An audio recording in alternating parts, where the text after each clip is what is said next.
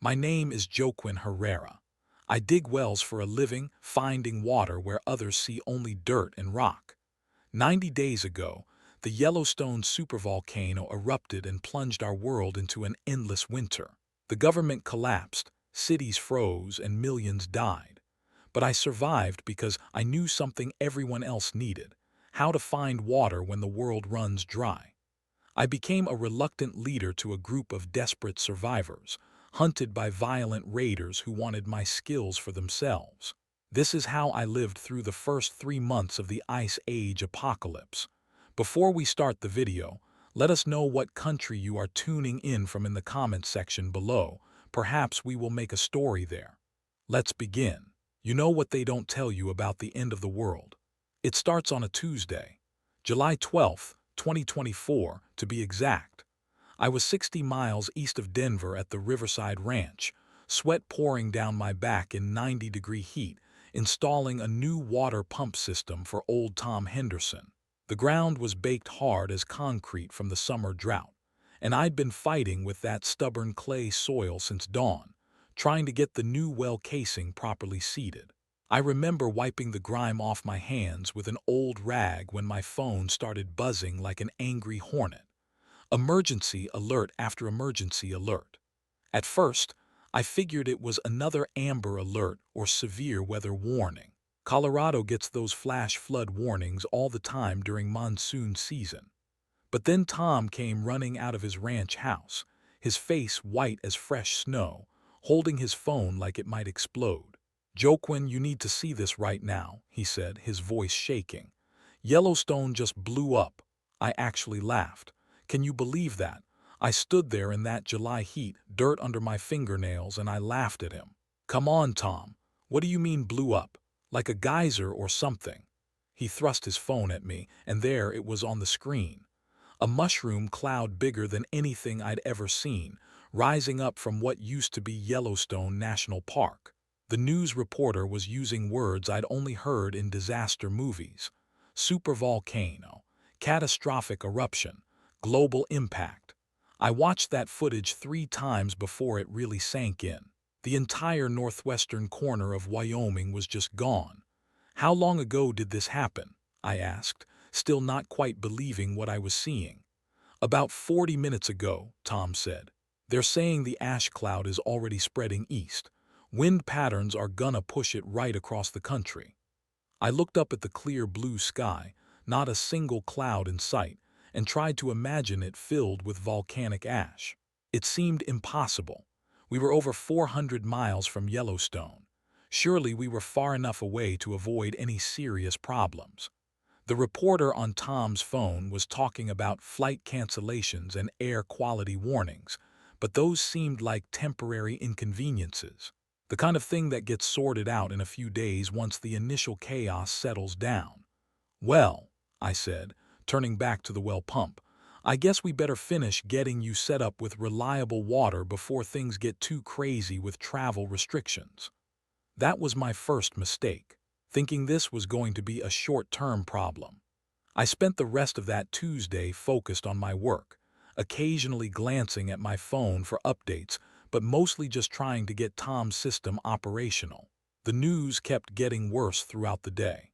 The ash cloud was moving faster than anyone had predicted. Airports across the western United States were shutting down. The governor of Wyoming was declaring a state of emergency and calling for mass evacuations from the entire western half of the state. But Denver felt a world away from all that chaos. The sun was still shining. The temperature was still in the 90s. Life felt normal, even as the news painted pictures of catastrophe hundreds of miles to the west. I finished Tom's installation around 6 o'clock that evening, packed up my equipment, and headed back toward Denver with my radio tuned to the news. The reports were getting more urgent by the hour. Scientists were using terms I'd never heard before: volcanic winter, climate forcing, atmospheric particulates. They kept talking about historical precedents, comparing this eruption to Mount Tambora in 1815, which apparently caused crop failures and famines around the world. But 1815 felt like ancient history. We had technology now: modern agriculture, global supply chains. Surely we could handle whatever Yellowstone threw at us. I called my sister Maria that night from my apartment in Lakewood. She lives down in El Paso with her husband and 2 kids. "You seeing all this craziness on the news?" I asked her. "It's all over every channel," she said. "They're saying it might affect weather patterns for months, maybe even years. You thinking about coming down here until it settles down?" I looked out my window at the peaceful suburban street, porch lights starting to flicker on as the sun set. "Nah, I think I'll be fine up here. Besides, work's been good lately. Got 3 more well installations scheduled for next week." Another mistake. I should have listened to Maria. Should have packed up my truck that very night and headed south while the roads were still clear. But hindsight's 2020, and Tuesday night felt far too normal to justify running away from my life based on news reports from hundreds of miles away. Wednesday morning, July 13th, I woke up to an orange sky. At first, I thought maybe there was a forest fire nearby. Colorado gets plenty of those in the summer and they can make the air hazy and tinted. But this was different. The sun looked like a dim red ball hanging in a sky the color of rust. The air smelled wrong too. Not like smoke from burning wood, but something sharper, more chemical. It made my throat scratchy just breathing it. The news was calling it the leading edge of the ash cloud. Microscopic particles of volcanic glass and rock suspended in the atmosphere, carried by high-altitude winds all the way from Wyoming. They were advising people to stay indoors when possible and wear masks if they had to go outside. The mayor of Denver held a press conference that morning, assuring everyone that city services were operating normally and there was no cause for panic. I believed him. More fool me. My first scheduled job that Wednesday was a routine maintenance call for Mrs. Patterson, an elderly widow who lived about 10 miles south of my apartment. She'd been one of my regular customers for almost 5 years, ever since her original well pump had failed and I'd installed a new system for her. Sweet old lady, always had fresh cookies and iced tea ready when I showed up for my quarterly checkups. But when I arrived at her house that morning, she met me at the door looking worried. "Joaquin, I'm so glad you're here. My water pressure's been terrible since yesterday evening. Barely a trickle coming out of the kitchen faucet." I spent 2 hours troubleshooting her system. The pump was working fine. The electrical connections were solid. But when I pulled the intake line to check for clogs, I found something I'd never seen before in all my years of well maintenance. The water had a gritty, metallic taste, and there were fine particles settling at the bottom of my test jar. "Ash contamination," I told Mrs. Patterson. "The volcanic particles are getting into the groundwater somehow. I've never dealt with anything like this before." She looked at me with those worried eyes. "Is it safe to drink?" I didn't know. The news hadn't said anything about water contamination. All the warnings had been about air quality and respiratory problems. "I think we should install a better filtration system," I told her, "just to be safe. I can order the parts and have them here by Friday." That was Wednesday. By Friday, there wouldn't be any parts to order. The supply chains were already starting to break down, though we didn't know it yet. The rest of that week was a blur of increasingly strange weather and mounting anxiety. Thursday brought the first noticeable temperature drop. Instead of the usual 90-degree heat, Denver barely reached 80. The sky stayed that weird orange color, and the sun remained a dim red disk you could look at directly without hurting your eyes. Friday was worse. 70 degrees. The air conditioning units around the city were working overtime, but in reverse. People were actually turning on their heaters in the middle of July. The news was full of experts trying to explain what was happening. The volcanic ash was reflecting sunlight back into space before it could reach the surface. Less sunlight meant cooler temperatures. Simple physics, they said. Temporary effect, they promised. My phone started ringing constantly that weekend. Customer after customer with the same problems. Low water pressure, strange taste and color in their well water, pump systems acting erratically. I'd never been busier, but I was also starting to worry. These weren't normal maintenance issues. Something fundamental was changing with the local water table, and I didn't understand what or why. Saturday afternoon, I was at the Kowalski farm north of Denver, trying to figure out why their irrigation system had suddenly stopped working properly. While I was running diagnostics on their main pump, old Stan Kowalski came over to talk. He'd been farming that land for over 30 years, and I'd never seen him look so concerned. "Joaquin, I need to ask you something, and I want a straight answer," he said. "How bad do you think this is going to get?" I looked around his property. 300 acres of corn and wheat that should have been thriving in the July heat. Instead, the crops looked stunted and yellowed, like they were going into autumn dormancy 3 months early. The livestock were acting strange too. The cattle were bunching together in the shade, even though it was only 70 degrees outside. "I don't know, Stan," I admitted. "I've never seen anything like this before. The water table's acting screwy, the weather's all wrong, but the government's saying it's temporary." Stan spat into the dirt. "Government's saying a lot of things. Question is, do you believe them?" I didn't answer him directly, but I think he could see the doubt in my eyes. Because the truth was, I was starting to have serious questions about the official narrative. Temporary effects don't contaminate groundwater.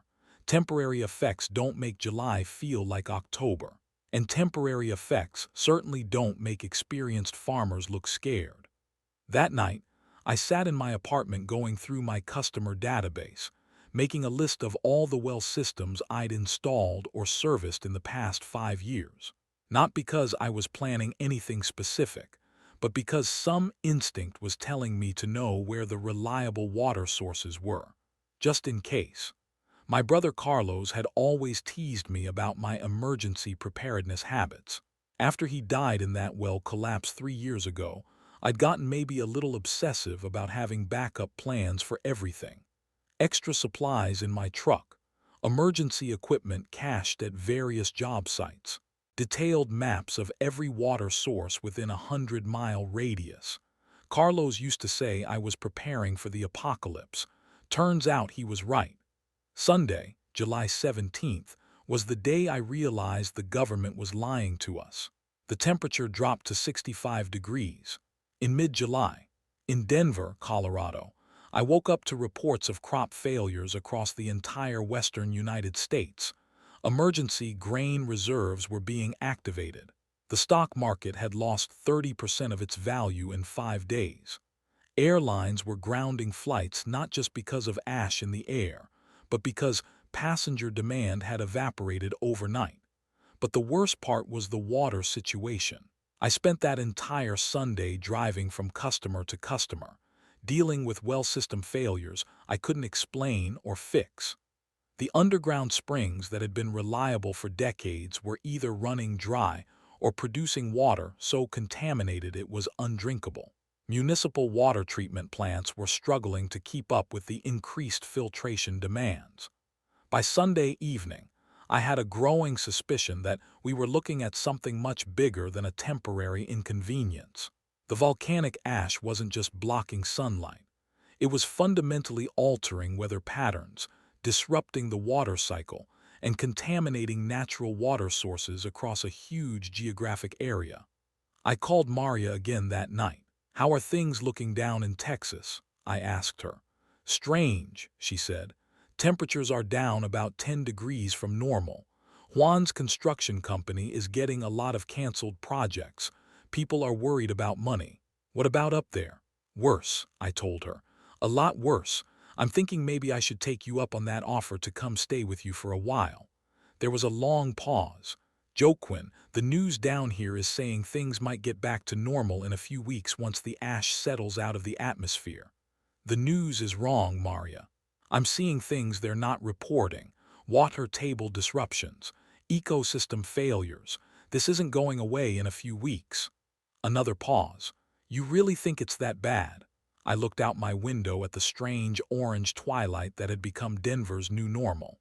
"I think we're in trouble, real trouble." But even then, I had no idea how right I was, because Monday morning brought news that changed everything.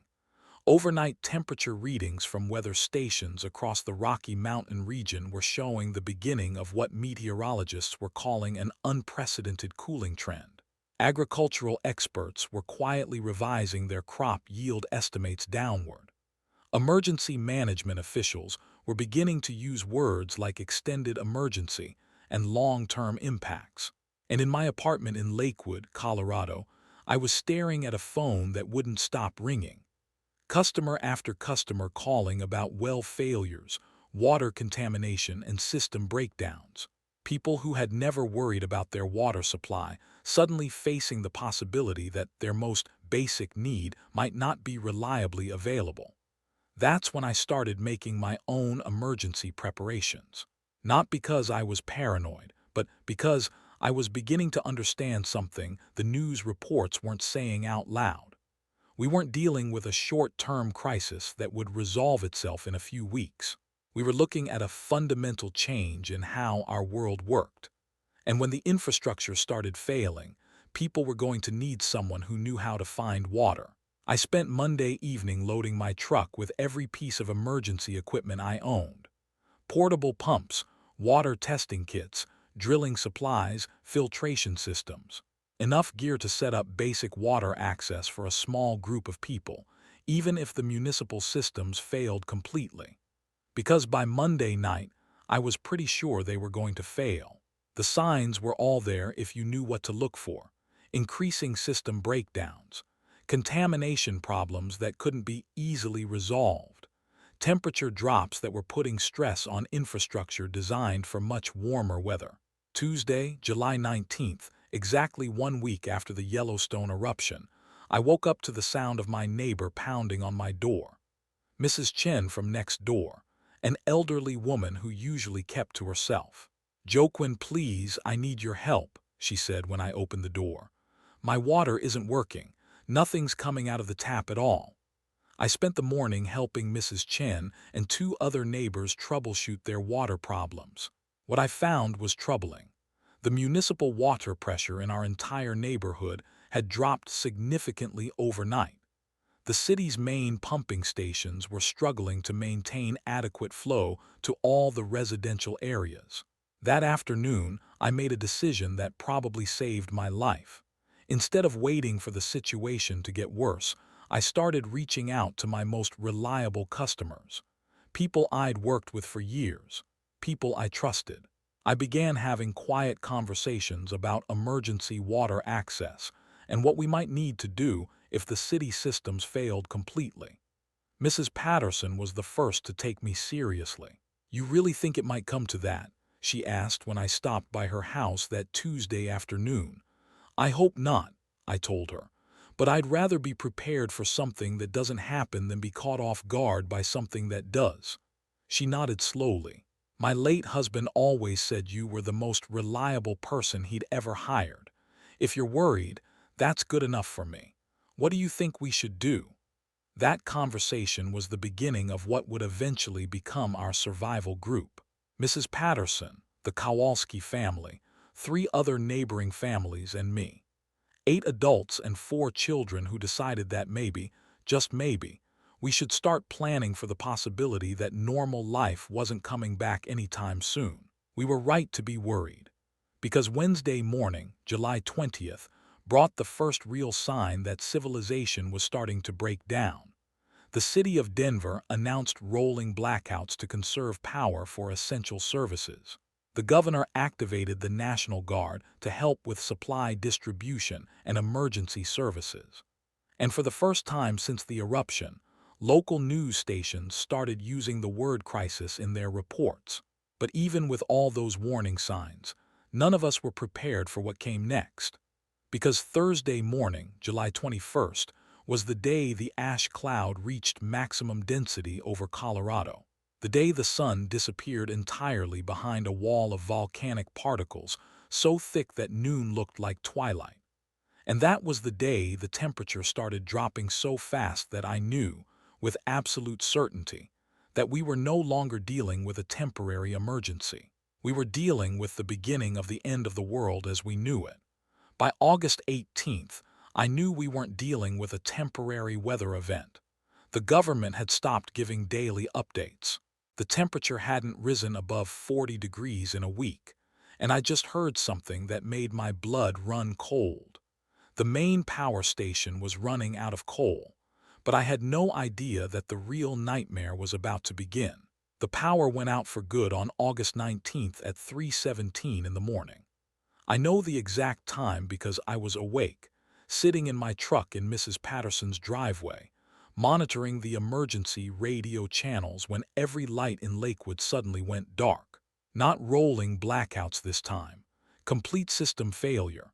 The kind of failure that doesn't get fixed with a few hours of maintenance work. I'd been living out of my truck for almost a week by then. My apartment had become uninhabitable when the building's heating system failed and the pipes started freezing. Even with the portable heaters I'd bought, indoor temperatures were dropping below freezing every night. The truck had better insulation, a more reliable heating system, and most importantly, all my emergency equipment was already loaded and ready to go. Mrs. Patterson had called me the evening before, her voice shaking with fear. "Joaquin, my furnace stopped working completely. The repair company said they can't get parts for at least 2 weeks. I don't know what to do." That's when I made the decision to park in her driveway and keep an eye on her through the night. She was 73 years old, living alone, with no family nearby. In 40-degree weather, a house without heat becomes a death trap pretty quickly for someone her age. When the power grid collapsed, I was already dressed and alert. I grabbed my emergency supplies and knocked on her door. She answered immediately, wearing 3 layers of clothing and wrapped in blankets. "Thank goodness you're here," she said. "I was so scared." "We need to get you somewhere warmer," I told her. "My truck has heat, and we can figure out our next move from there." That's how Mrs. Patterson became the first member of what would eventually be our survival group.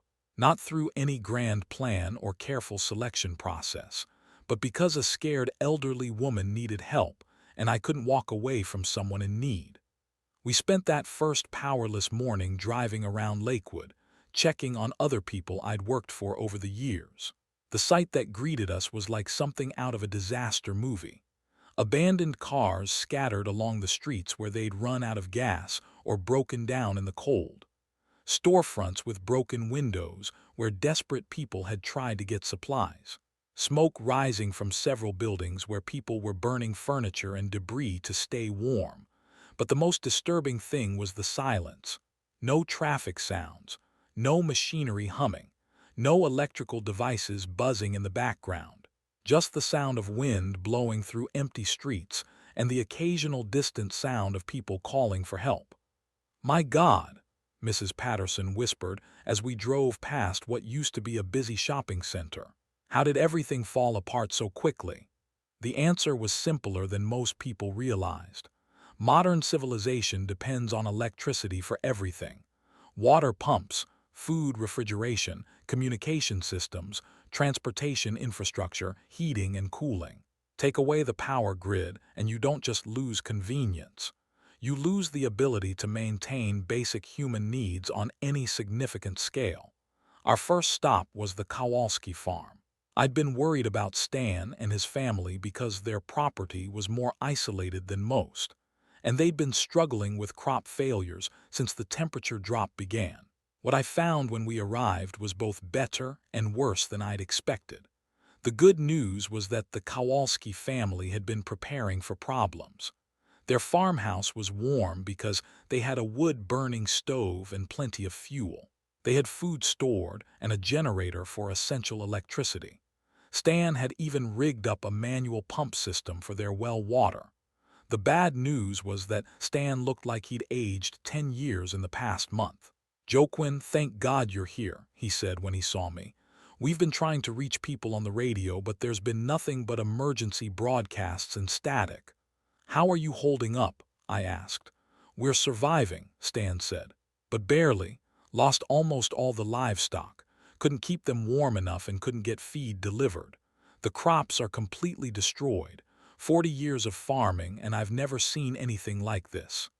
His wife Martha came out to meet us, carrying their 8-year-old grandson Tommy. The boy looked pale and thin, like he hadn't been eating enough. "We're so glad to see you," Martha said. "We've been wondering if we're the only ones left in the whole county." That's when I realized how isolated people had become. With no power, no internet, no phone service, and limited transportation, families were trapped in their own little bubbles of survival. Nobody knew what was happening beyond their immediate neighborhood. Nobody knew who else was still alive or where to go for help. "You're not alone," I told them. "There are other people still hanging on, but we need to start working together if we're going to make it through this."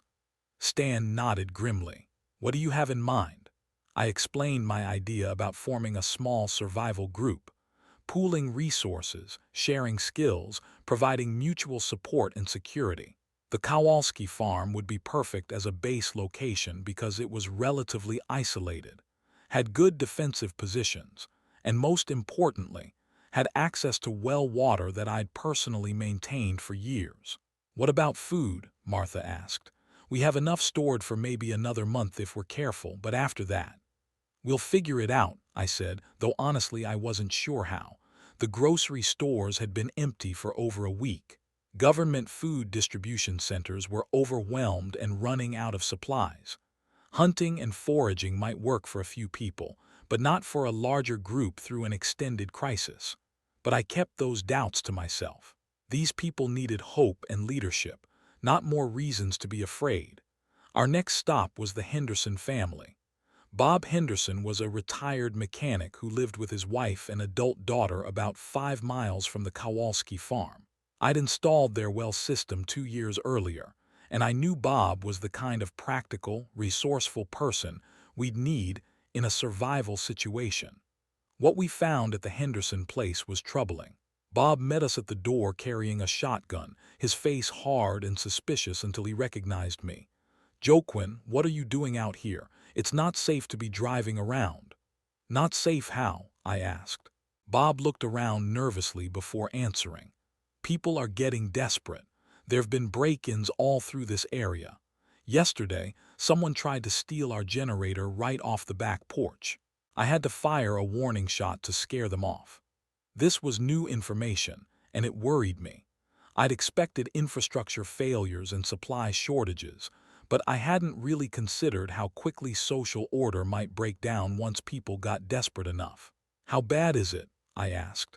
"Bad enough that we don't leave the house unless we absolutely have to," Bob said. "And when we do, we go armed. There are groups of people going house to house, taking whatever they can find. Some of them are just hungry families looking for food, but others—" he shook his head. "Others are looking for trouble." I explained our plan to form a survival group based at the Kowalski farm. Bob was interested, but his wife Carol had concerns. "How do we know we can trust people we barely know?" she asked. "What if someone in the group decides to take everything for themselves?" It was a fair question, and one I didn't have a perfect answer for. Trust is something that has to be built over time, and we didn't have the luxury of time. We needed to make survival decisions based on incomplete information about people's character and intentions. "We start small," I told her. "People I've worked with for years, people I have reason to trust, and we establish clear rules and expectations from the beginning." Bob nodded slowly. "Better than trying to survive alone. Count us in." By late afternoon, we'd recruited 2 more families. The Martinezes, who had 3 teenage children and ran a small auto repair shop, and the Chens, an elderly couple who had been my neighbors in Lakewood before I started living in my truck. 8 adults and 5 children total. Not a huge group, but large enough to provide mutual support and small enough to manage resources and make decisions efficiently. That evening, we held our first group meeting in the Kowalski farmhouse kitchen. Stan had gotten the generator running to provide light and a little heat while we talked. Everyone sat around the big wooden table, drinking coffee made with water I'd tested and approved that morning. "First thing we need to establish," I said, "is what we're preparing for. How long do we think this crisis is going to last?" The official government position, when there had still been official government positions, was that the volcanic winter effects would begin to subside within 6 to 12 months. But none of us believed that anymore. The temperature drops were too severe, the infrastructure damage too extensive, the supply chain disruptions too complete. I think we're looking at years, not months, Stan said. Maybe decades before things get back to anything resembling normal. Martha Kowalski added, if they ever get back to normal at all, this might just be the new reality we have to learn to live with. It was a sobering assessment, but probably an accurate one. We started making plans based on the assumption that we'd need to be completely self-sufficient for an indefinite period of time. The next few days were a blur of activity as we worked to consolidate our group at the farm and establish basic survival systems.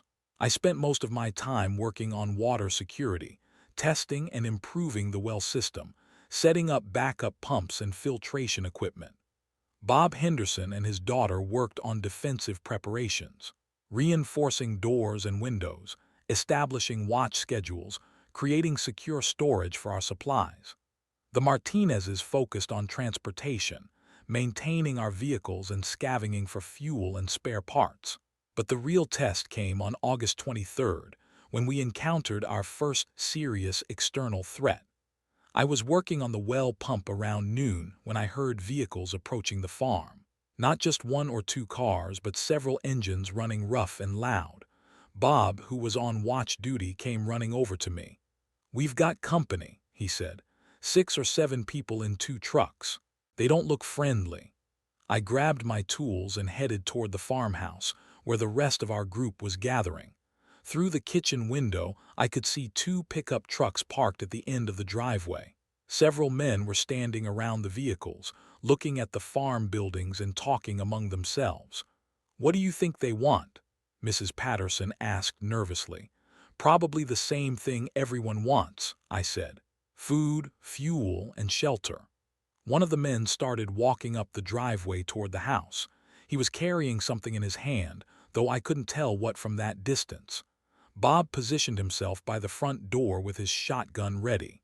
The man knocked on the door and Bob opened it just wide enough to talk. "Help you with something." "Sorry to bother you folks," the stranger said in a friendly voice that somehow didn't sound friendly at all. "My name's Jake Morrison. Me and my friends are traveling through the area and we're looking for supplies. Food, water, fuel, that sort of thing. We're willing to trade for what we need." "What kind of trade?" Bob asked. "Protection services," Jake said. "There are dangerous people out there. Groups of raiders hitting isolated farms and houses. We can make sure nothing bad happens to you folks in exchange for a fair share of whatever resources you have."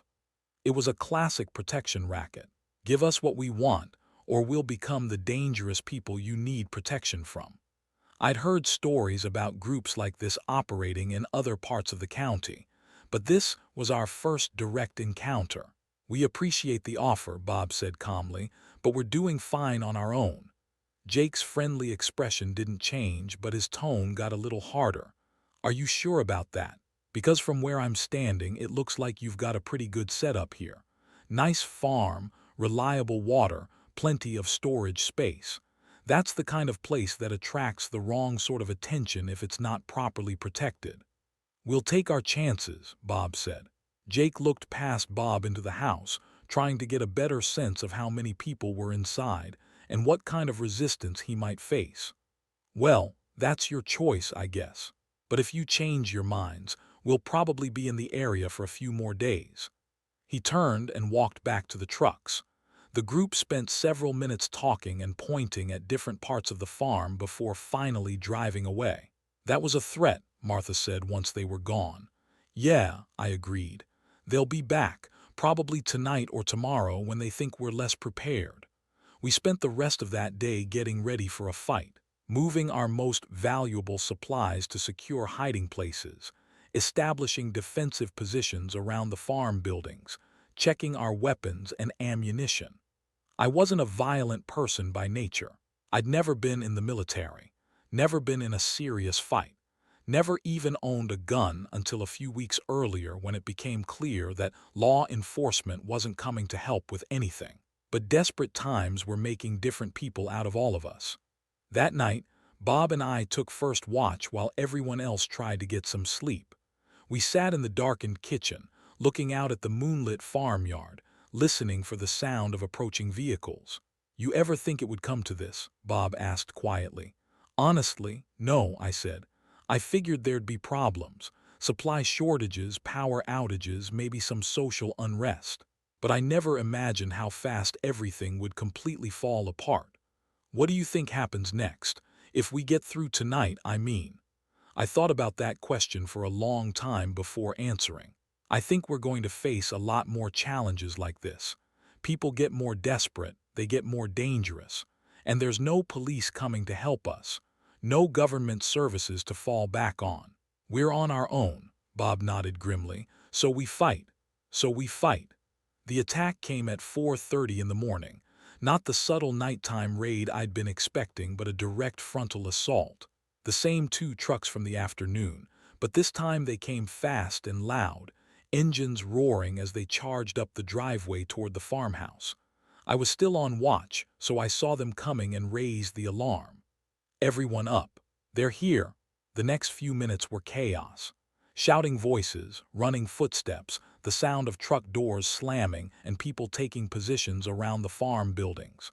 Our group had rehearsed basic defensive procedures, but actually implementing them under pressure was entirely different. Jake Morrison's voice called out from somewhere near the barn. "We tried to do this the easy way yesterday. Now we're going to take what we need, whether you cooperate or not. Nobody has to get hurt if you just let us have what we came for." "Go to hell," Bob shouted back from his position behind the front porch. That's when the shooting started. Not aimed fire, but wild shots meant to intimidate us into surrendering. Bullets hitting the farmhouse walls, shattering windows, sending splinters of wood flying through the air. I'd positioned myself near the well house, partly for defensive cover and partly because I wanted to protect our water supply. If they damaged the well or the pumping equipment, we'd be in serious trouble even if we won the fight. The battle lasted maybe 20 minutes, though it felt like hours. Our attackers had numbers, but we had better positions and more motivation. We were fighting for our lives and our home. They were just trying to take easy prey.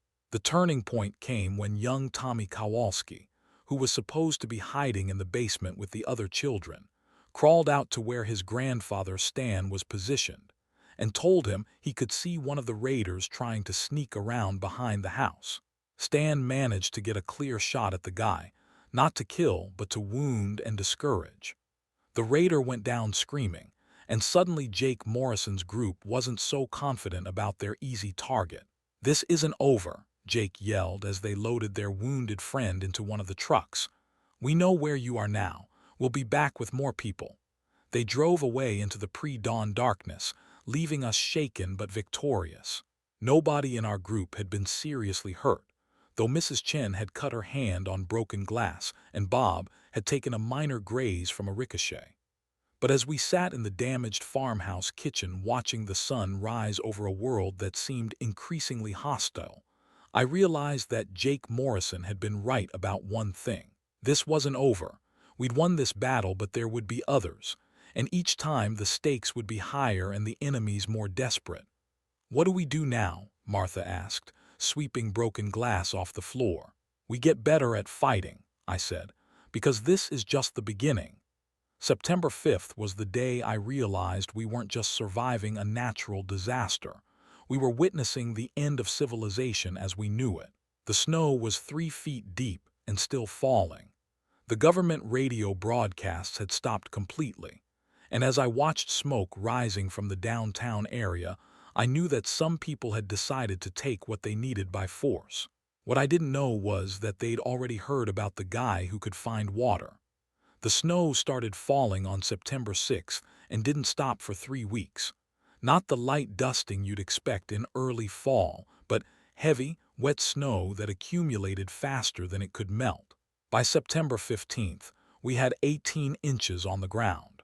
By the end of the month, it was over 3 feet deep, and the temperature hadn't risen above 20 degrees in over a week. I knew we were in serious trouble the morning I went to check on our backup water sources and found two of them completely frozen solid. These were deep wells, protected from surface temperature changes, that should have remained liquid even in severe cold. But the ground itself was freezing to depths I'd never seen before, creating permafrost conditions in Colorado that were supposed to be impossible. "How bad is this?" Stan asked when I reported my findings to the group. "Bad," I told him. "If the deep aquifers freeze, we lose our long-term water security, and if that's happening here, it's happening everywhere." What I didn't tell him was that I was starting to worry about much more than just our immediate survival. The meteorological reports I'd been monitoring on our emergency radio suggested that the volcanic winter was intensifying rather than stabilizing. Global average temperatures had dropped by nearly 15 degrees since the Yellowstone eruption.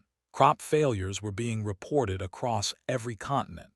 Major cities were experiencing complete infrastructure collapse.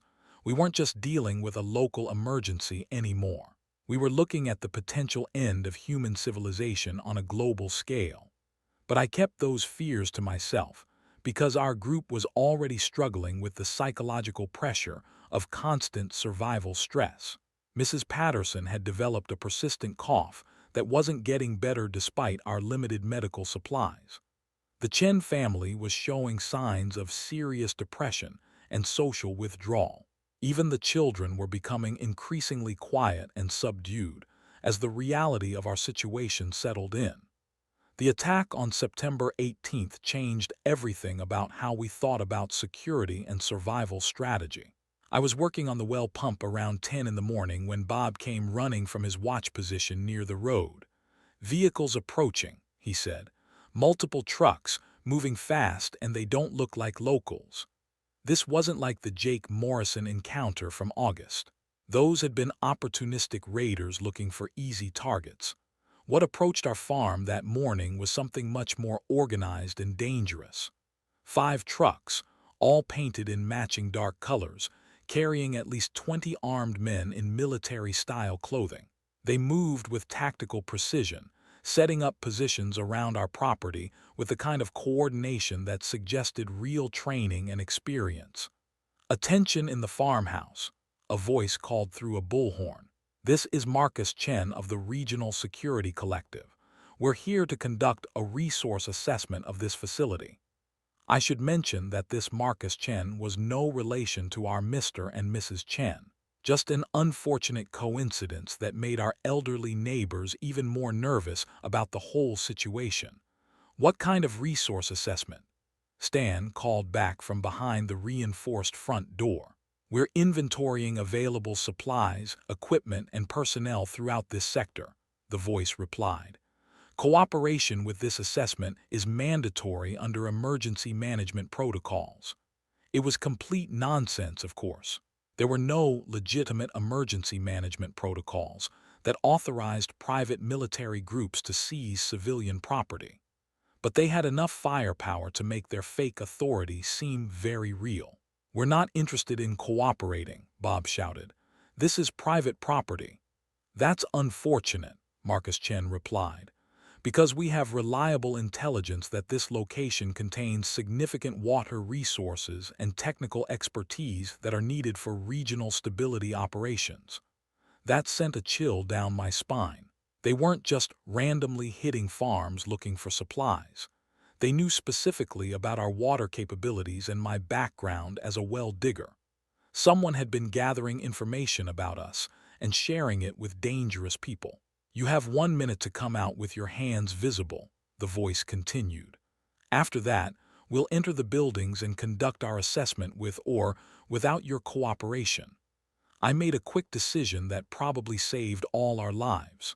Instead of trying to fight a force that clearly outgunned us, I decided to negotiate from a position of relative strength. "Hold your fire," I called out as I walked slowly toward the front door. "I'm coming out to talk." "Joaquin, don't," Mrs. Patterson whispered urgently. "Trust me," I said. "They want me alive because they need what I know. That gives us some leverage." I stepped out onto the front porch with my hands clearly visible but not raised in surrender. I wanted to project cooperation without submission.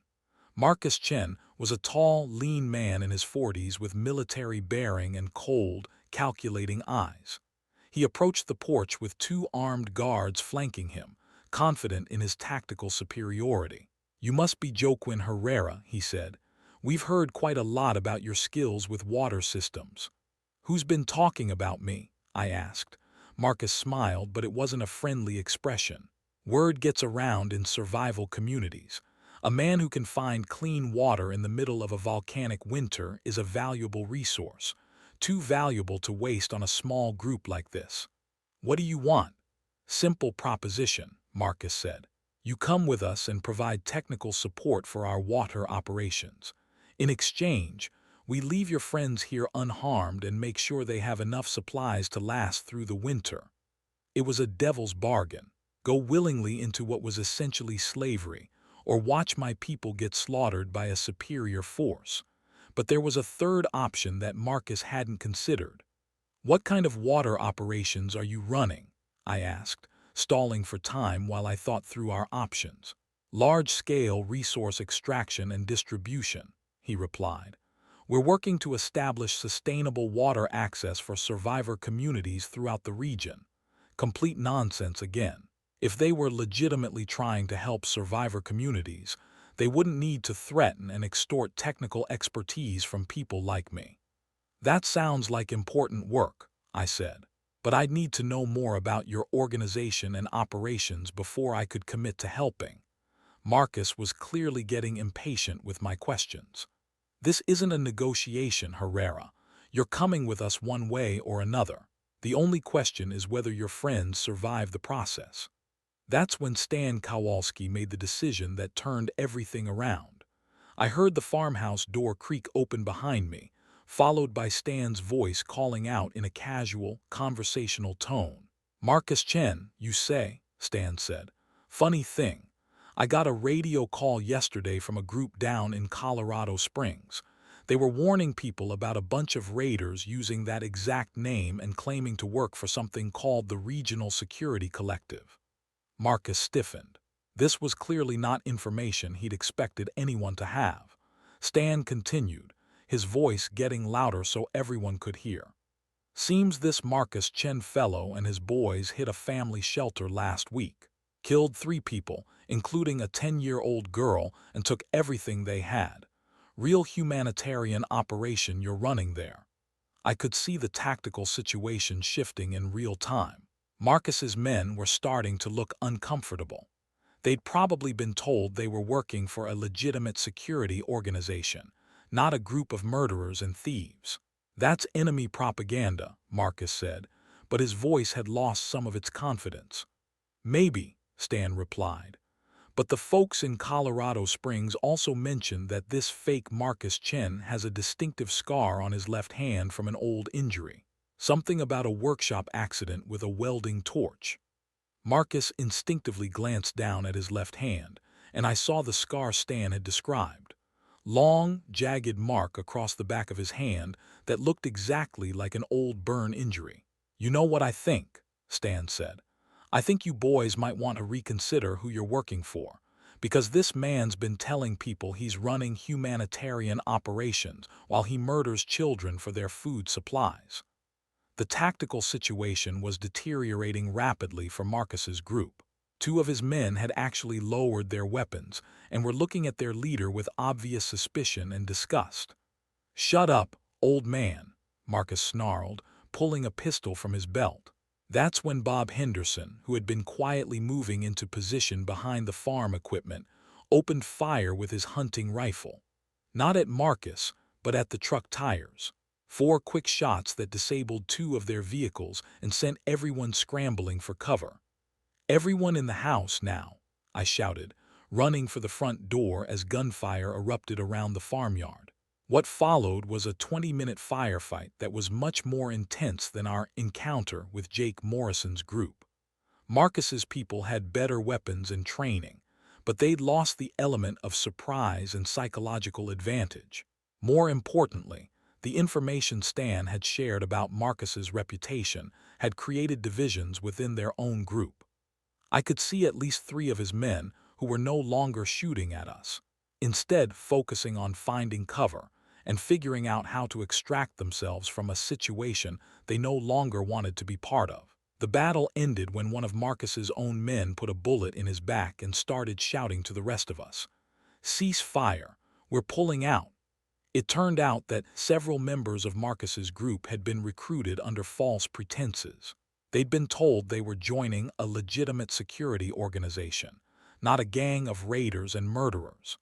When the truth came out, some of them decided they'd rather switch sides than continue following a leader who killed children.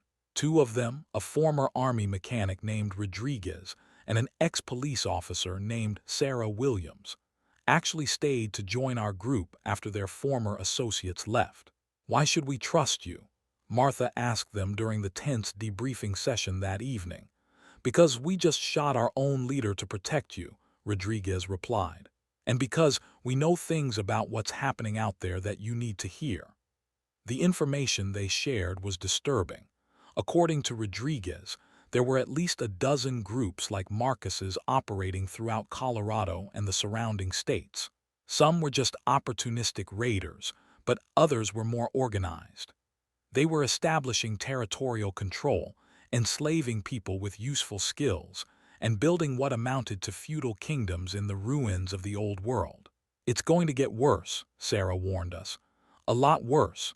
As resources get scarcer and more people die, the survivors are going to become increasingly desperate and ruthless." "What do you think we should do?" I asked. "Get stronger," Rodriguez said. "Find other legitimate survivor groups and form alliances. Share resources and intelligence. Build networks that can stand up to the raider organizations." It was good advice, but it meant fundamental changes to how we operated. We couldn't just focus on our own survival anymore. We needed to start thinking about broader strategic questions and long-term community building. Over the next 2 weeks, we established contact with 4 other survivor groups within a 50-mile radius. The process was delicate and dangerous, requiring careful negotiation and gradual trust building. But by early October, we had the foundation of what we started calling the Western Slope Survivor Alliance. The alliance included our farm group, a family compound near Grand Junction, a mixed community in an abandoned school building, and a group of ranchers who had banded together for mutual protection. About 60 people total, with diverse skills and resource bases. The real test of our alliance came on October 15th, when we received a radio message from a group calling themselves the New Colorado Republic. "Attention Western Slope communities," the transmission began. "This is Colonel James Davidson of the New Colorado Republic Armed Forces. We are establishing legitimate governmental authority throughout the region and require all survivor communities to register for resource allocation and security services." It was clearly another raider organization, but one with much grander ambitions than Marcus Chen's group. They weren't just stealing supplies. They were trying to establish permanent political control over large geographic areas. All communities must send representatives to the municipal building in Grand Junction by October 20th for mandatory registration and taxation assessment. The message continued. Failure to comply will be considered an act of rebellion against lawful authority. The Alliance leadership met that evening to discuss our response. The consensus was that this New Colorado Republic was probably the most serious threat we'd faced yet. They had enough organization and resources to broadcast over long distances and make territorial claims. That suggested a level of capability that could pose real problems for independent survivor communities. "We could comply and see what they actually want," suggested Maria Santos, leader of the school building community. "That's a mistake," Sarah Williams argued. "These people aren't interested in legitimate governance. They want slaves and resources. Once you acknowledge their authority, you lose any ability to resist their demands." "But if we don't comply, they'll probably attack us," pointed out Jim Reeves from the Grand Junction compound. They'll probably attack us eventually anyway, Rodriguez said. At least if we resist from the beginning, we maintain some control over the timing and circumstances. I found myself in the position of making the decision that would determine our future relationship with this new threat. As the person who had initiated the alliance and coordinated much of its early development, the other leaders were looking to me for guidance. We don't comply, I decided, but we don't openly defy them either. We ignore the demand and prepare for the consequences. It was a calculated risk. Compliance would almost certainly lead to exploitation and eventual enslavement. Open defiance would invite immediate retaliation, but simply ignoring their demands might buy us time to prepare better defenses and gather more intelligence about their actual capabilities. October 20th came and went without any representatives from our alliance showing up in Grand Junction. We monitored radio communications throughout the day, listening for any indication of how the new Colorado Republic was responding to our non-compliance. What we heard was troubling.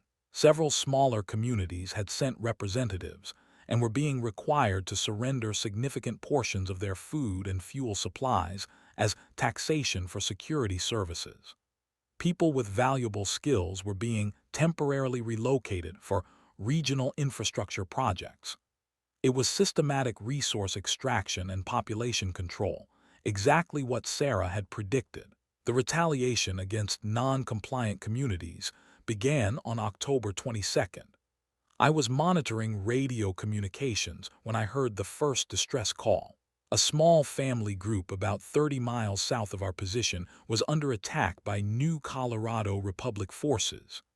Military vehicles, automatic weapons, and what sounded like professional military tactics. They're demanding that we turn over anyone with medical training, the panicked voice reported. They say doctors and nurses are now property of the Republic. The transmission cut off in mid-sentence, replaced by static. Over the next 3 days, we received similar reports from 4 other communities that had refused to comply with the registration demands.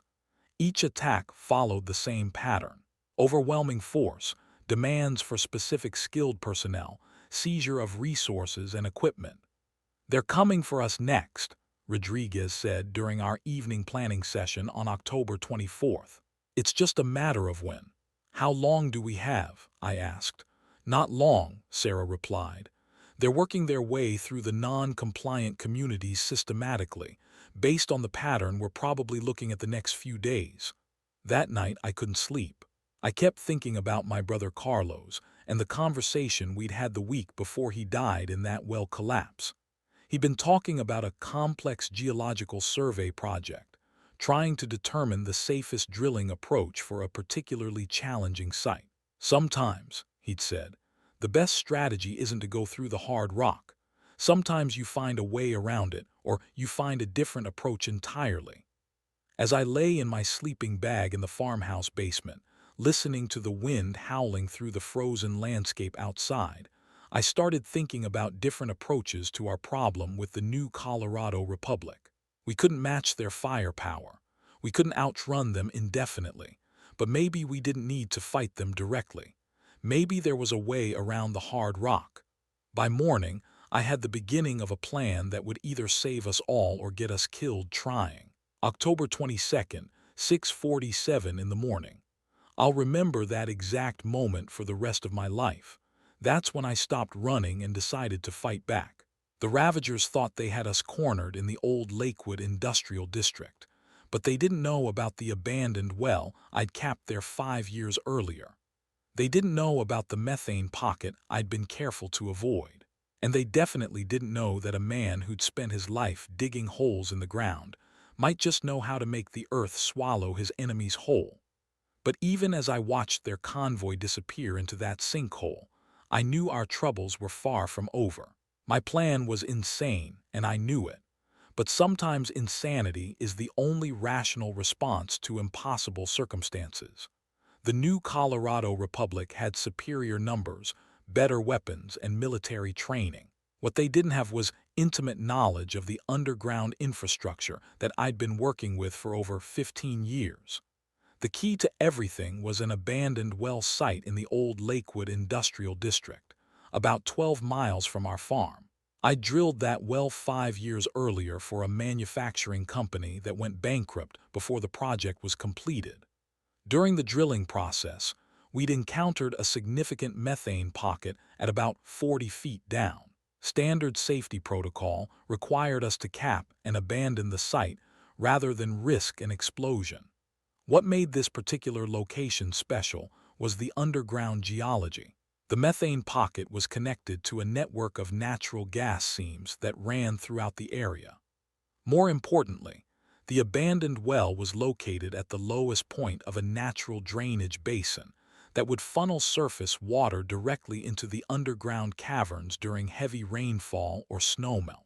I'd filed all the proper geological surveys and safety reports with the county, but that paperwork had been sitting in government filing cabinets when civilization collapsed.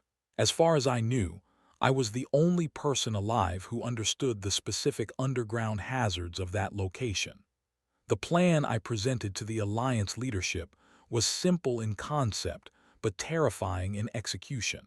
We would lure the new Colorado Republic forces to the abandoned industrial site, position ourselves on high ground, and then trigger a controlled collapse of the underground cavern system. If everything went according to plan, we'd create a massive sinkhole that would swallow their vehicles and eliminate the threat permanently. If anything went wrong, we'd probably kill ourselves in the process. "This is completely crazy," Martha said when I finished explaining the idea.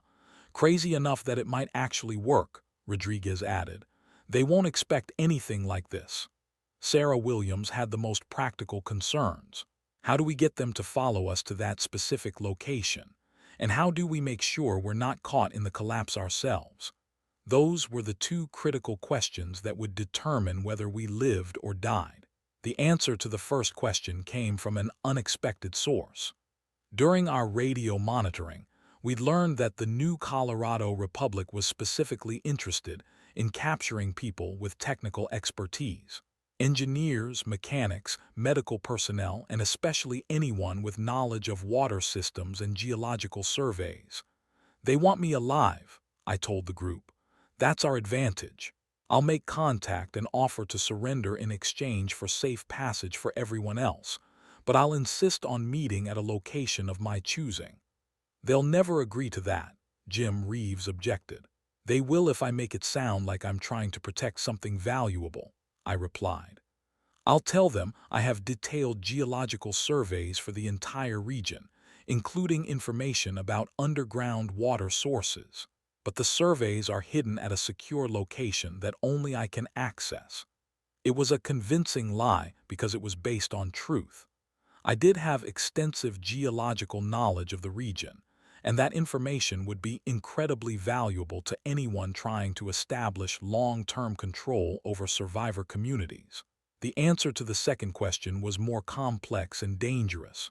We'd need precise timing, careful positioning, and a lot of luck to trigger the collapse without getting caught in it ourselves. My brother Carlos had taught me about controlled demolitions during his brief stint working with a mining company. The key was understanding the structural weak points and applying pressure at exactly the right locations to direct the collapse in a predictable way. For our purposes, that meant using the abandoned well as a focal point and creating additional stress fractures in the surrounding rock formation. We'd need explosives, drilling equipment, and most importantly, a way to trigger the collapse from a safe distance. Rodriguez turned out to have demolitions experience from his Army service. "We can make improvised charges using fuel and fertilizer," he said. "Not as precise as military explosives, but effective for this kind of operation." "How much time do we need to set this up?" I asked. 72 hours minimum," Rodriguez replied, "assuming we can get all the materials and equipment we need." We had 48 hours before the new Colorado Republic was expected to reach our area based on the pattern of their previous attacks. That meant we'd be working against an extremely tight deadline with no margin for error. The next 2 days were the most intense and stressful period of my life. While Rodriguez and Bob Henderson worked on preparing the explosives, I focused on the technical aspects of the collapse engineering. Using my geological surveys and drilling records, I calculated the precise locations where we'd need to place charges to destabilize the underground cavern system. Sarah Williams and the Martinez family handled logistics, gathering the materials we needed and coordinating with the other Alliance communities. Mrs. Patterson, despite her persistent cough, insisted on helping with radio communications and intelligence gathering. The most dangerous part of the preparation was actually visiting the abandoned well site to set up our equipment. The area was completely exposed, with no cover from observation or sniper fire. If the new Colorado Republic had advanced scouts in the area, we'd be sitting ducks. But we had no choice. On October 26th, Rodriguez and I drove to the industrial site with a truck full of drilling equipment and improvised explosives. We worked in 4-hour shifts, with one person always on lookout duty while the other focused on technical tasks. The abandoned well was in worse condition than I'd expected. 5 years of weather exposure had damaged the cap and allowed debris to accumulate in the upper sections of the hole. But the methane pocket was still there, and still dangerous. I could smell the gas leakage even from several feet away. "How unstable is this thing?" Rodriguez asked as we positioned the first set of charges. "Unstable enough that a significant shock could trigger a catastrophic release," I told him. "That's why we're going to be very far away when we detonate these charges." We spent 8 hours setting up the demolition array. Charges positioned at strategic points around the underground cavern system, connected by waterproof detonation cord to a central triggering device. If everything worked correctly, the explosions would fracture the underground rock formation and cause a progressive collapse that would create a sinkhole approximately 200 feet across and 50 feet deep. If everything worked correctly. On October 27th, I made radio contact with the new Colorado Republic. "This is Joaquin Herrera," I broadcast on their designated frequency. "I understand you're looking for people with geological and water systems expertise." The response came within minutes. "This is Colonel Davidson. We've been hoping to hear from you, Mr. Herrera. Your reputation precedes you."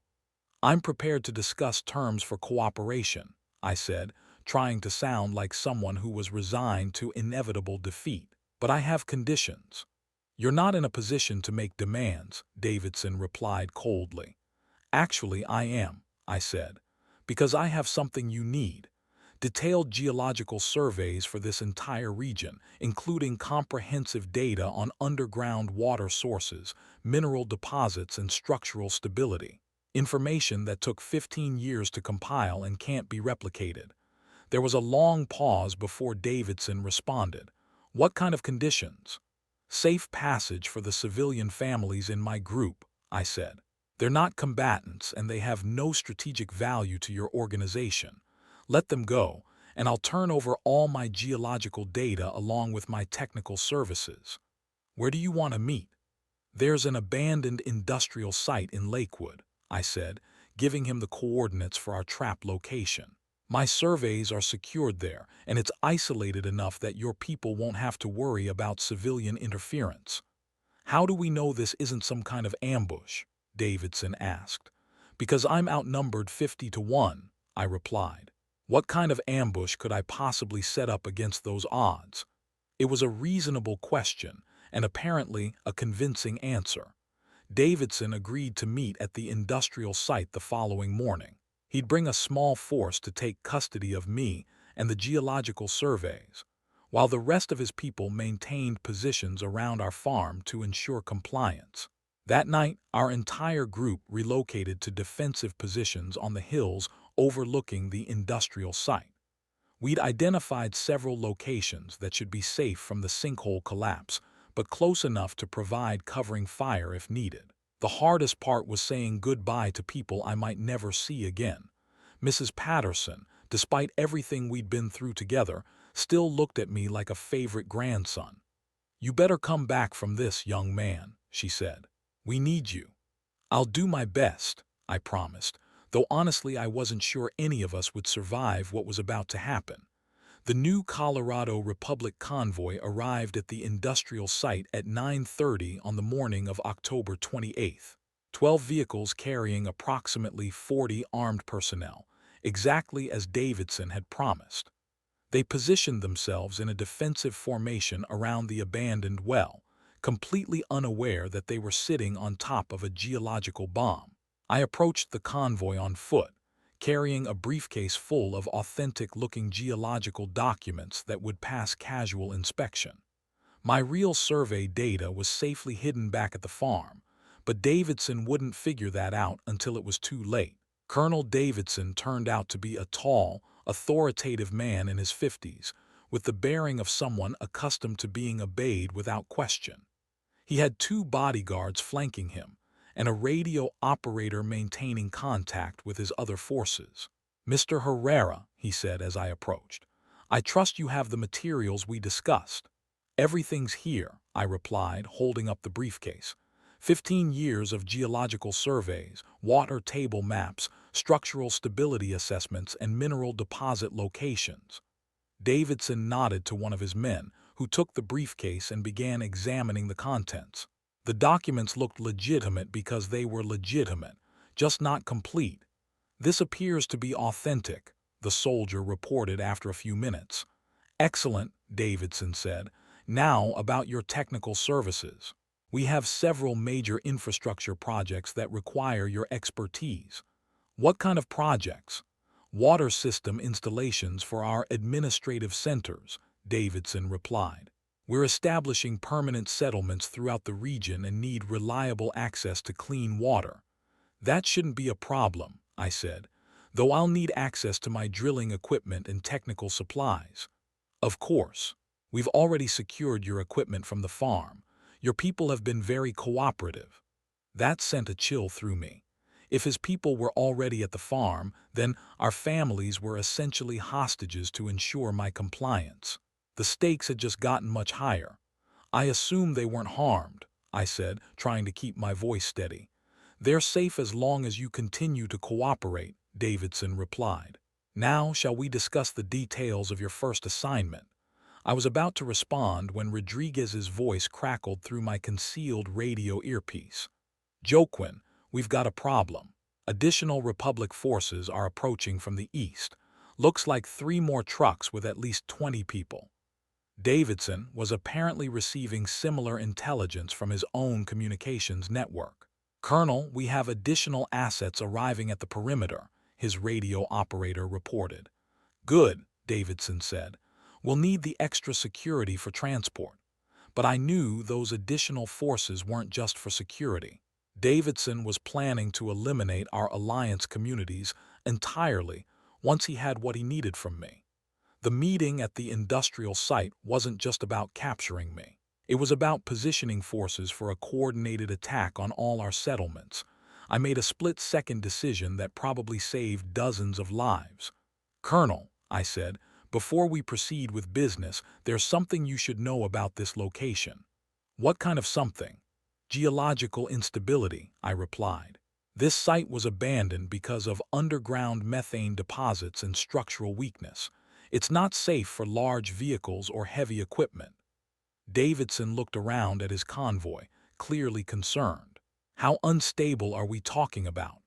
"Unstable enough that I wouldn't recommend parking here much longer," I said, slowly backing away from the vehicles. That's when Rodriguez triggered the charges. The ground shook like an earthquake, starting with a low rumble that rapidly built to a thunderous roar. Cracks appeared in the asphalt around the convoy as the underground cavern system began to collapse. Within seconds, the entire central area of the industrial site was dropping away into a massive sinkhole. I ran for the nearest hill as fast as my legs could carry me, debris and dust flying everywhere. Behind me, I could hear vehicles sliding into the collapsing ground and men shouting in panic and confusion. The collapse lasted approximately 3 minutes, though it felt like hours.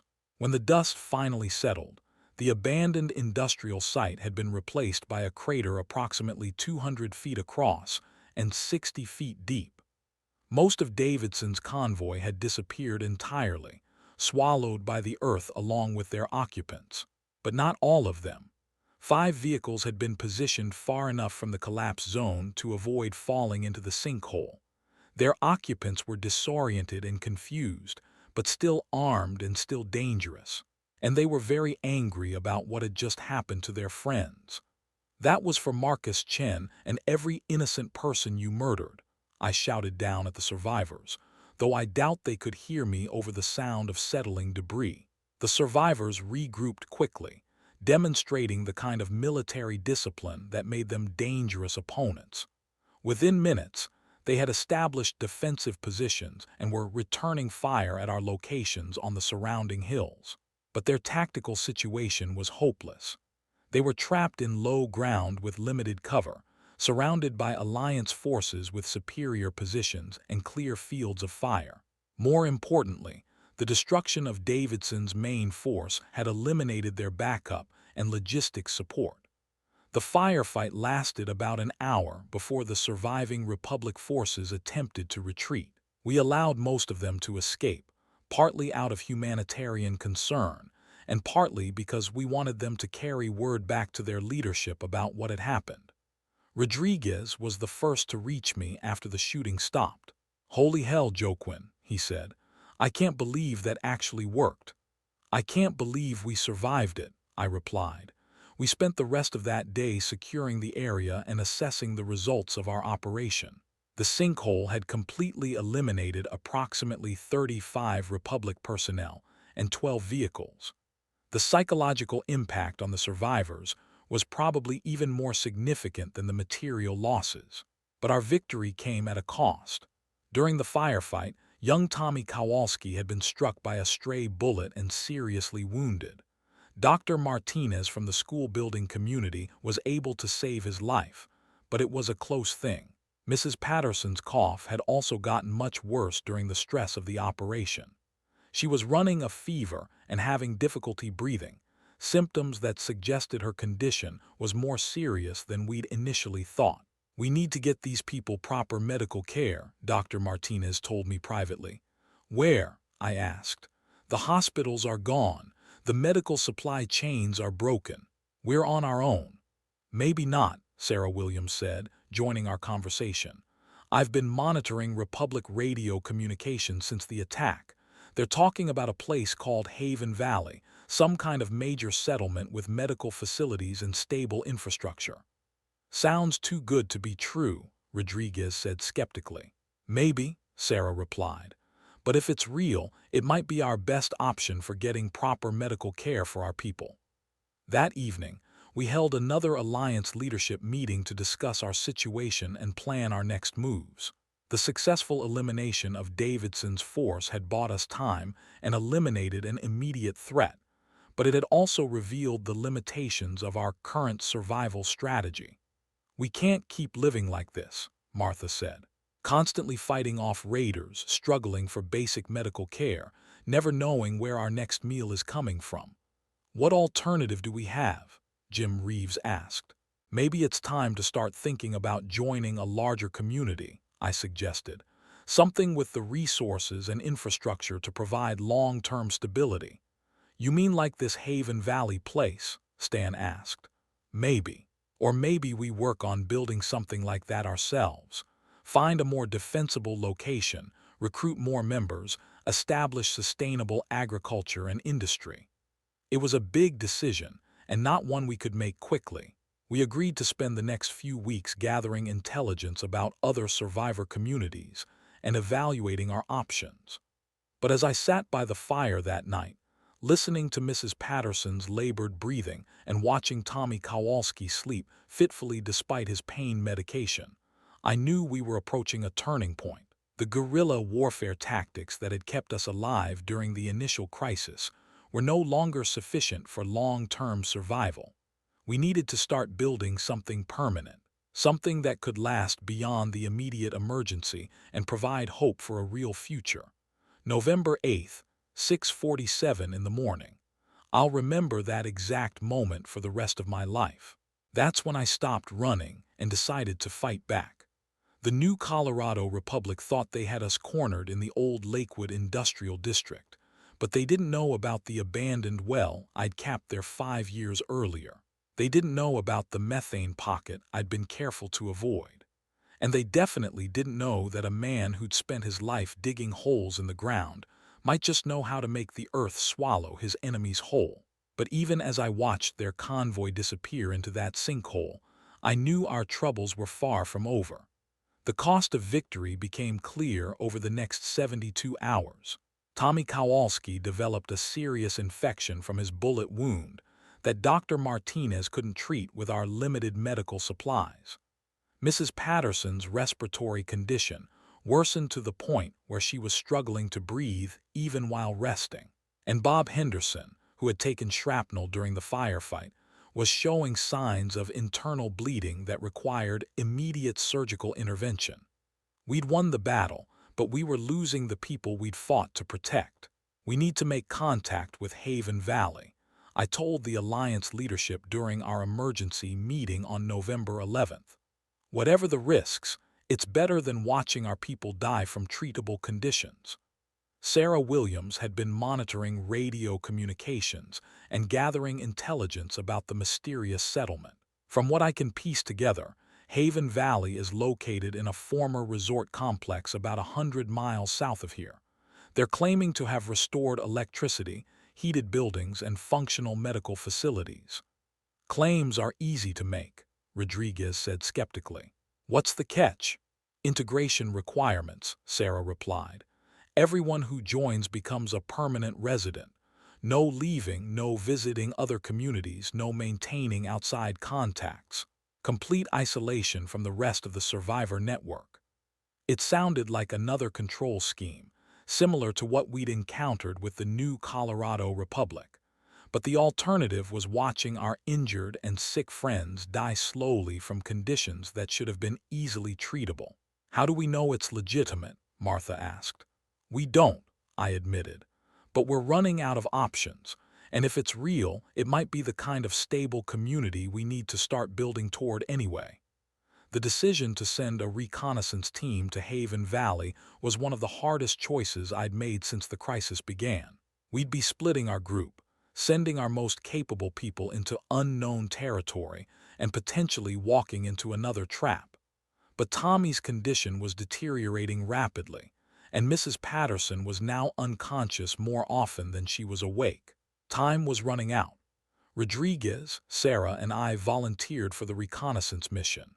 We'd take one vehicle, enough supplies for a week, and communication equipment to maintain contact with the main group. If Haven Valley proved to be legitimate, we'd arrange for medical evacuation of our injured. If it turned out to be another raider operation, at least the rest of our people would be warned. The journey to Haven Valley took us through some of the most devastated territory I'd seen since the crisis began. Abandoned towns where every building had been stripped for supplies or burned for fuel. Frozen farmland where nothing would grow again for years. Highway overpasses that had collapsed under the weight of accumulated snow and ice. But we also saw signs of recovery and adaptation. Small survivor communities that had found ways to generate heat and electricity using salvaged materials. Agricultural experiments using greenhouse techniques and cold weather crops. People who hadn't just survived the initial crisis, but were starting to build sustainable long-term solutions. Maybe civilization isn't completely dead, Sarah observed as we passed a settlement that had rigged up wind turbines using car parts and farm equipment. Different kind of civilization, Rodriguez replied. Smaller scale, more local, more focused on basic survival needs. I found that observation encouraging. The old world of global supply chains and massive cities might be gone forever, but human adaptability and innovation were creating new forms of social organization. Maybe the future wouldn't be just about surviving the crisis, but about building something better than what we'd lost. Haven Valley turned out to be exactly what they'd claimed. A former ski resort complex that had been converted into a fully functional survivor community. Solar panels and wind turbines provided electricity. Geothermal heating kept the buildings warm. Hydroponic gardens supplied fresh vegetables year-round. And most importantly, they had a fully equipped medical clinic staffed by 2 doctors and several trained nurses. The community leader was a woman named Dr. Elena Vasquez, a former emergency room physician who had organized the Haven Valley settlement during the early days of the crisis. She met us at the main gate with a small security team, but their demeanor was professional rather than threatening. "Welcome to Haven Valley," she said. "Sarah Williams, I presume. We've been monitoring your radio communications and hoping you'd make contact." "You know about us?" Sarah asked. "Word travels in the Survivor Network," Dr. Vasquez replied. "Your alliance's success against the new Colorado Republic has been big news. People are calling it the Battle of Lakewood Industrial, first major defeat of an organized raider army." I hadn't thought about our actions in those terms, but she was right. Our victory had demonstrated that well-organized survivor communities could successfully resist military-style raider organizations. That was probably encouraging other groups to stand up for themselves, rather than submit to extortion and slavery. Dr. Vasquez gave us a comprehensive tour of the Haven Valley facilities. The resort's main lodge had been converted into community housing for about 200 residents. The conference center served as a combination town hall and school. The spa building had become a medical clinic with surgical capabilities and a pharmacy stocked with essential medications. "How do you maintain all this?" I asked. "The infrastructure, the supplies, the security, careful resource management and community specialization," Dr. Vasquez explained. "Everyone contributes according to their abilities. We have engineers maintaining the power systems, former farmers running the food production, security specialists handling defense, medical professionals providing health care." "What about contact with the outside world?" "Minimal and carefully controlled," she said. "We've learned that maintaining extensive external relationships creates security vulnerabilities and resource drain. Better to focus on building a stable, sustainable community than trying to help everyone."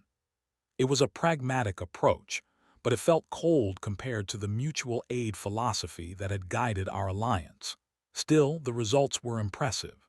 Haven Valley residents looked healthy, well-fed, and secure in ways that our people hadn't experienced since before the crisis.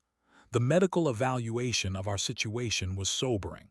Dr. Vasquez examined the documentation we'd brought about Tommy's infection, Mrs. Patterson's respiratory condition, and Bob's internal injuries. "All 3 conditions are serious but treatable," she said. "The boy's infection requires intravenous antibiotics and possible surgical debridement. The elderly woman has what appears to be pneumonia complicated by exposure effects. The man with internal bleeding needs immediate surgery." "Can you help them?" I asked. "If they become Haven Valley residents, absolutely," Dr. Vasquez replied. "We have the medical capabilities to treat all these conditions successfully." "What about temporary treatment?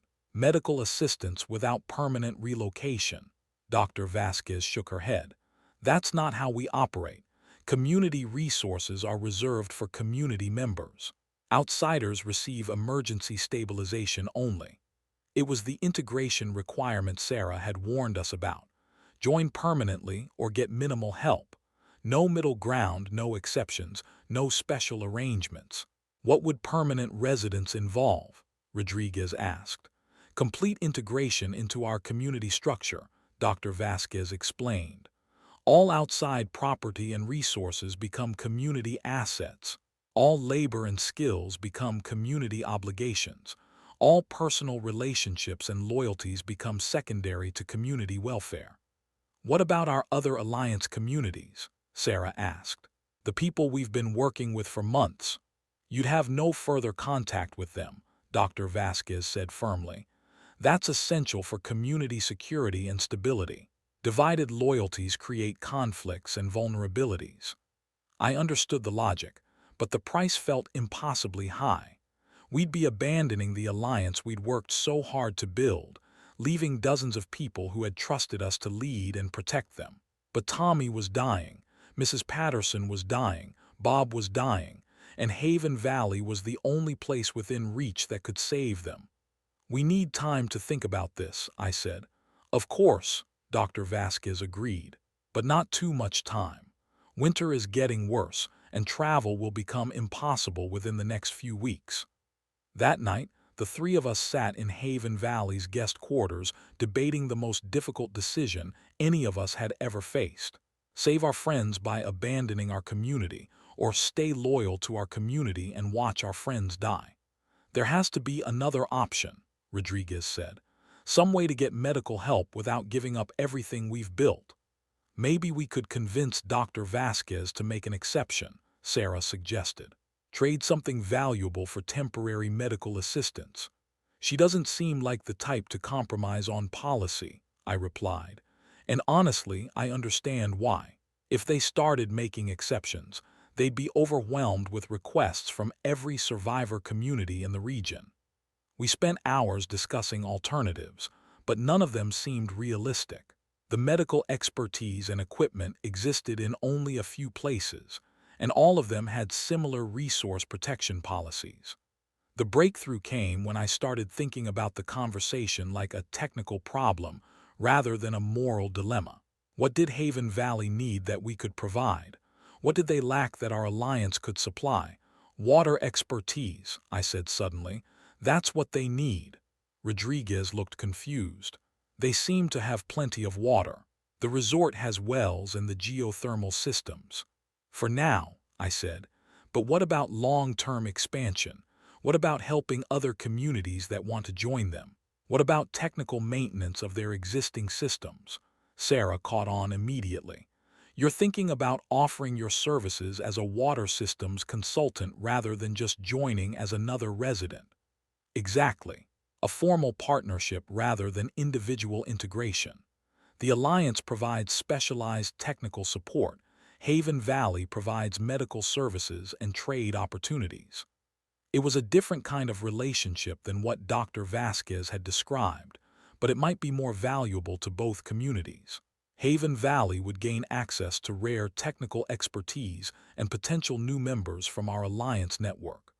Our Alliance would gain access to medical care and advanced infrastructure knowledge. The next morning, I presented the proposal to Dr. Vasquez.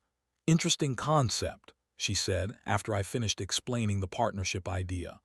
"But it creates exactly the kinds of external entanglements we've tried to avoid." "It also creates opportunities you can't get through isolation," I countered. "Access to technical expertise, potential new residents, intelligence about regional threats and opportunities." Dr. Vasquez considered the proposal for several minutes before responding. "What would you need from us?" "Medical treatment for our immediate casualties," I said. "Ongoing healthcare consultation for our communities. Access to your supply and trade networks. Technical consultation on infrastructure development." "And what would we get?" "Water systems expertise throughout the region," I replied. "Geological surveys and site selection for expansion. Technical maintenance support. Intelligence about raider activities and regional politics. First access to recruiting from our Alliance membership." It was a substantial offer, and Dr. Vasquez knew it. Water expertise was rare and valuable, especially the kind of comprehensive geological knowledge I'd developed over 15 years of professional work. "I'll need to discuss this with our community council," she said, "but I think we can work something out." The negotiations took 3 days, but the final agreement exceeded my expectations.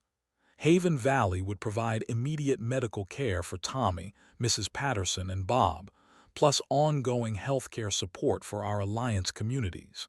In exchange, I'd spend half my time working on Haven Valley's expansion projects, and the other half maintaining our Alliance relationships. More importantly, the partnership established a model for cooperation between survivor communities that didn't require complete integration or resource surrender. Other settlements could potentially join similar arrangements, creating a network of specialized communities that supported each other while maintaining their individual identity and autonomy. Tommy's surgery was successful. The doctors removed the infected tissue and started him on a course of antibiotics that cleared up the remaining infection within a week. Mrs. Patterson's pneumonia responded well to proper medication and heated indoor recovery space. Bob's internal bleeding was stopped with a relatively simple surgical procedure. By December 1st, all three of them were well enough to travel back to our home communities. But the experience had changed my perspective on our long-term survival strategy. Individual communities, no matter how well organized, were limited in their capabilities and resources. Real security and prosperity would require larger-scale cooperation and specialization. We need to start thinking bigger, I told the Alliance leadership during our first meeting after returning from Haven Valley. Not just about surviving the crisis, but about building the foundation for whatever comes next. What do you have in mind? Stan asked. Regional federation, I said. Multiple communities with different specializations, connected by trade and mutual defense agreements.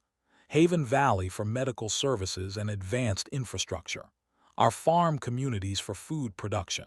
Urban settlements for manufacturing and skilled trades. It was an ambitious vision, but the Haven Valley Partnership had proved that such cooperation was possible. Over the following weeks, we established contact with 6 other survivor communities interested in similar arrangements. The federation structure that emerged was based on voluntary cooperation rather than centralized control.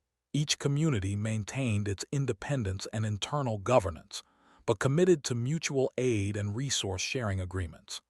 Specialists like myself could travel between communities providing services in exchange for access to different resources and capabilities. By December 15th, we'd established what we called the Colorado Survivor Federation, encompassing 12 communities and nearly 800 people. It wasn't the old world, but it was a new form of civilization adapted to post-crisis realities. The real test of our federation came on December 20th, when we received intelligence about a major raider army approaching from the east. Not another new Colorado Republic-style operation, but something much larger and more dangerous. They're calling themselves the Eastern Alliance, Sarah reported during our emergency Federation meeting. Military vehicles, heavy weapons, and over 300 personnel. They've been systematically conquering survivor communities from Kansas to the Colorado border. This was the kind of threat that no individual community could resist, but that a well-coordinated federation might be able to handle. We had the advantage of advance warning, defensive positions, and coordinated communication networks. More importantly, we had something the raiders didn't expect: technical expertise that could turn the environment itself into a weapon. I have an idea, I told the Federation leadership, but it's going to require perfect timing and absolute trust between all our communities. December 22nd was the day we discovered that our small federation could accomplish things that individual communities never could. Using coordinated intelligence gathering, we tracked the Eastern Alliance Army to a valley pass about 50 miles east of our territory. Using my geological knowledge and the demolition expertise we developed, we triggered a controlled avalanche that buried their entire convoy under thousands of tons of snow and rock. 300 raiders eliminated without a single casualty on our side. Day 90. 3 months since Yellowstone changed everything. As I sit here in what we're calling New Haven, our little community built around the artesian well that saved us all, I can't help but think about that conversation with my brother the week before he died. He said that water always finds a way, always flows toward life, even through the hardest rock. He was talking about geology then, but now I understand he was talking about people too. We've found our way through the hardest time any of us could imagine. We've learned that survival isn't just about individual preparation or community isolation. It's about building connections, sharing resources, and working together to create something larger than any of us could achieve alone. The Colorado Survivor Federation now includes 18 communities and over 1,200 people. We have functioning healthcare, education systems, manufacturing capabilities, and sustainable agriculture. We're not just surviving anymore. We're building a new form of civilization. But here's what I learned that I wish I could tell Carlos. Sometimes being the one who knows where to dig means accepting that you'll spend your whole life helping others find what they need to survive. And sometimes that's exactly who you're supposed to be. The ice age isn't over. The volcanic winter will probably last for years, maybe decades. The old world of global civilization and easy abundance is gone forever. But we've proved that human adaptability and cooperation can create new forms of community that are actually stronger and more sustainable than what we lost. Yesterday, we picked up a radio transmission from somewhere east of the mountains. A voice saying 3 words that changed everything about our understanding of the crisis. The ice is melting. Whether that's good news or the beginning of our next challenge, well, that's a story for another time.